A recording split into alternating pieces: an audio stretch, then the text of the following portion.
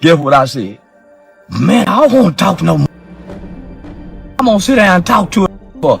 If Jay Prince want to sit down and talk to me, I'm bringing the FBI and the police. I never will. I don't know what type of town let one mother run something. That's a weak town. Don't know one mother run nothing in Dallas nor Fort Worth. No wonder they mob tied. No wonder everybody got to check in, y'all. Now I'm checking in with the police department. Police department told me, hey man, you got a problem with Mr. James Prince. Austin, we hear you got a problem with James Prince. It's to me. I see why. But he don't have a mob. And he not a mafia. You know, quote unquote celebrities checking in and things like that. I feel like a lot of people when make that white boy check in. You make the make the white boy motorcycle game, homie. Nah, Houston is a player town, homie. Long as you don't check in to Jay Prince Jr. Jay Prince Jr. Everything happened around him, boy. Not the city of Houston. Y'all, I just got the call from the Houston's mayor's office and the gang unit police department in Houston, Texas. They are scared of rap a lot. And this is what I'm telling the Houston police department. Y'all can suck my too. Jay Prince really don't run Houston. He's been a mythical figure in the entertainment hip hop culture world, but in the streets, in the prison systems, he's not recognized and identified. Of Houston, saying, hey, we hear there's some issues with Charleston White and James Prince. Don't you think it's a little too early to have this conflict? She said, well, listen, I'm not stopping my event. I ain't stopping my event. I got a black male that's scared of James Prince. I bet if it was a white person, they wouldn't be scared of Rap A Lot Records. I bet they got a black police chief. You better keep jumping on. You better keep jumping on. Cause I one of you ESG. I'm telling Mob Tie, Rap A Lot, y'all can suck my. Do y'all hear that woman's voice? Do y'all hear the pain in that woman's voice?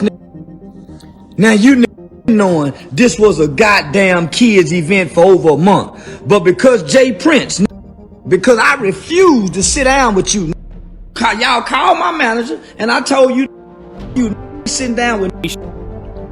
There's nothing like the Italian mafias like we've been seeing in the movies. So why? Who gives a mob tie? So I'm ignoring, but he's steady saying it on stage while I'm on stage. So how mob tie said this nigga ain't. So I got these two dudes saying, take your mask off. In the city of Houston, respect isn't just earned, it's enforced. For decades, one name echoed through the blocks, boardrooms, and backrooms alike: Jay Prince, founder of Rap A Lot Records, the man who built an empire from the ground up. But now that name is being dragged into the dirt by a man who fears nothing and says everything. Charleston White, the ex-convict turned activist, the loudest voice on the internet, has taken direct aim at both Jay Prince Sr. and Jay Prince Jr. And what started as words has now turned into a war of pride, politics, and power. This ain't just another hip-hop beef. This is a story about who really runs Houston and what happens when someone decides to test the throne. It all began with a kids' charity event, something meant to bring unity, hope, and laughter. But behind the flyers and the smiles, the atmosphere was tense. Charleston White had been invited to speak until he suddenly wasn't. The event was canceled, or so he claimed, because the Princes didn't want him there. And when Charleston found out, he didn't take it quietly. He jumped on live and lit a fire the internet still hasn't put out. If Jay Prince want to talk to me, I'm bringing the FBI and the police. That line alone shook the room. The man who used to move in the streets now bragging about calling law enforcement. To many, it was disrespect. To Charleston, it was strategy. He said Houston was being run like a mob town, that even the police bowed to the Princes, and that he, a man with nothing to lose, wasn't about to check in with anyone. The idea of checking in runs deep in hip-hop. You land in a city, you show respect to the ones who built it. Some say it's protection, others call it extortion.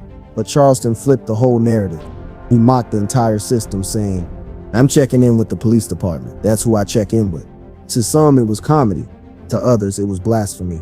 In a culture built on loyalty, silence, and respect, Charleston White was rewriting the rules and spitting on everything the Princes represented. But what made this dangerous wasn't the insults, it was the timing. Because Charleston wasn't just dissing a rapper, he was challenging a legacy. To understand the weight of those words, you gotta understand who J. Prince is. In the late 80s, when the South had no voice in hip-hop, J. Prince built Rap-A-Lot Records, the foundation that helped put Houston on the map. He gave birth to the careers of legends like Scarface, Bun B, and the Ghetto Boys, and beyond music, he became a symbol of power. A man who demanded respect without ever raising his voice. His son, J. Prince Jr., carried that energy into a new era, mixing street connections, celebrity circles, and nightlife dominance. Through the mob ties movement, he became the face of Houston's younger generation. But with power comes whispers. And over the years, stories spread of influence stretching deep into police departments, city offices, and industry deals. Charleston White took those whispers and shouted them to the world. The live streams got louder. The tone got harsher. Charleston wasn't backing down, he was doubling down. He accused J. Prince Sr. of hiding behind the image of a mob boss. He called J. Prince Jr. a fraud, claiming mob ties was nothing more than a name or costume. They ain't no real gangsters, Charleston said. Mob ties is like Malibu's most wanted. The internet went wild. Clips went viral. Every blogger, every podcast, every street commentator had something to say. Was Charleston being fearless or foolish? Because in Houston, disrespect isn't a game, it's an invitation. Behind the scenes, calls were being made. Charleston claimed the mayor's office and gang unit reached out to him, warning him to stay quiet. He took that as proof that the Princes ran the city. The Houston police scared of him, he said on live. They told me straight up, we can't touch that man. He went even further, accusing J. Prince Sr. of having law enforcement on his payroll and saying they leaked police reports to him during open cases. That's when the line between gossip and danger disappeared, because those kinds of claims don't just stain reputations, they start wars. And yet the Princes said nothing. No post, no response, no interview. Their silence spoke volumes. Some saw it as power, the kind of quiet that says, I don't argue with peasants. Others saw it as fear, a strategy to avoid making the situation bigger. But the streets, they started talking. And when the streets talk, truth and rumor mix like oil and fire. Charleston's following grew even faster. Every insult became content. Every threat became a headline. He wasn't just attacking the Princes, he was profiting off the chaos. To some, Charleston White is a clown. To others, he's a prophet. A man who calls out fake gangsters and exposes street hypocrisy. He grew up in Texas, fell deep into crime, and served time before changing his life. Now he uses his platform to blend comedy, activism, and chaos.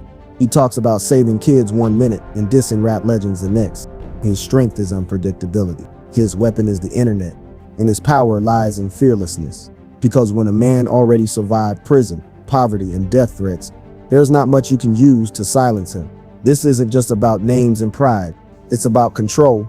It's about who gets to define Houston's identity. J. Prince built his legacy through respect, business, and quiet dominance. Charleston built his through rebellion, controversy, and loud defiance. When those two worlds collide, it's not a fight, it's an explosion. Houston has always been proud of its unity, but this feud revealed fractures between the old guard and the new voices, between silence and exposure, between respect and fear. Charleston wasn't just talking about a family, he was talking about a system. Online, the comments section became a war zone. Half of the people praised Charleston as a truth teller. The other half called him a reckless clown, putting himself in danger. Clips of his live streams hit millions of views. Every rant became a new headline. Charleston White calls out J. Prince. Houston police, afraid of the Princes. Mob ties exposed. But while the clicks kept coming, so did the threats. Charleston began showing firearms on camera, claiming he'd defend himself if anyone tried to press up on him. To him, this wasn't beef, it was survival. To the Princes, it was disrespect of the highest order. And for Houston, it was a bad look. Weeks passed, still no response from J. Prince Sr. or Jr., not one official statement. But silence in the world of power is never empty. It's strategic. It's patience disguised as peace. Behind the curtains, people whispered that moves were being made quietly, that Houston's elite were closing ranks, that Charleston had poked something too big to see. And while the internet laughed, the tension grew. Because in every story like this, there comes a point where words turn into consequences. Beyond the drama, this clash exposed something deeper about hip-hop culture itself, the obsession with control, the myth of checking in, the blurred line between respect and fear. Charleston White is the mirror the industry hates to look at. He's loud, messy, and unfiltered. but sometimes the truth comes from the loudest mouths. When he calls out legends like Jay Prince, he's forcing the world to ask uncomfortable questions. Is the culture built on respect or manipulation?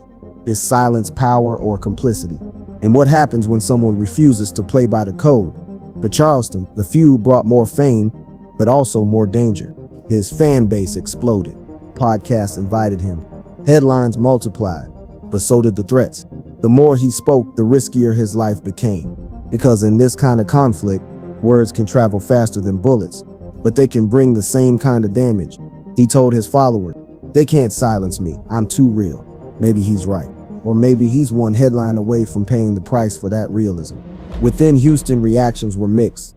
Some locals said Charleston was disrespecting a man who helped feed families for decades.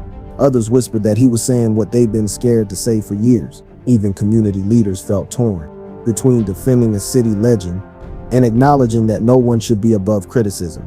And that's what makes this story so powerful. It's not just about Charleston versus Jay Prince. It's about a city wrestling with its own reflection. Today, the situation remains tense. No official truce, no face-to-face, no apology. Charleston still posts. The Prince is still moving in silence, and the audience keeps watching, waiting for the next chapter. Because at its core, this isn't about who's right or wrong. It's about who owns the narrative. Charleston claims to speak truth to power. The Prince is claimed to be the power. And the truth is somewhere in between the headlines, hidden in the quiet corners of Houston. So the question stands, is Charleston white, reckless, or revolutionary? Is Jay Prince the protector of Houston or the controller of it? Maybe both can be true, but one thing's for sure. This feud isn't just noise, it's history unfolding in real time. A battle between silence and speech, between legacy and rebellion, between the voice that built the city and the voice trying to tear it open. Because in the world of power, truth doesn't whisper, it echoes. If you made it this far, drop your thoughts below. Is Charleston exposing the truth or just chasing clout? And if this was your city, would you speak up or stay quiet? Stay locked in, because the next chapter in this story might just change the streets of Houston.